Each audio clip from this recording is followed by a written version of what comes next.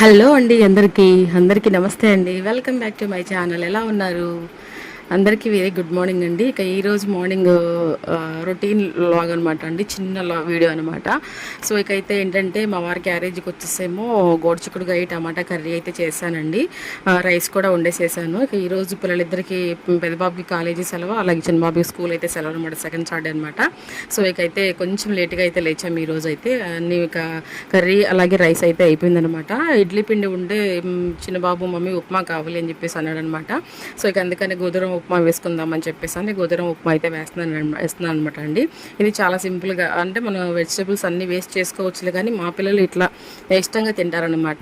ఏమి వేయకుండా నేను ఆయిల్ వేసేసుకొని తిరుగుమాత గింజలు అలాగే పల్లీలు కరివేపాకు వేసుకొని పోపు పెట్టేసేసుకొని వాటర్ అయితే వేసేసుకొని వాటర్ బాయిల్ అయిన తర్వాత గోధుమ అయితే వేసేసుకొని మనం చక్కగా ఉప్మా అయితే చేస్తున్నాను అనమాట అండి. చాలా సింపుల్గా అయిపోతుంది. షుగర్ వేసుకొని తింటారనమాట మా పిల్లలు, చాలా ఇష్టం అనమాట అండి. సో మీకు ఎలా ఇష్టమో తప్పకుండా కామెంట్ చేయండి. Bye bye.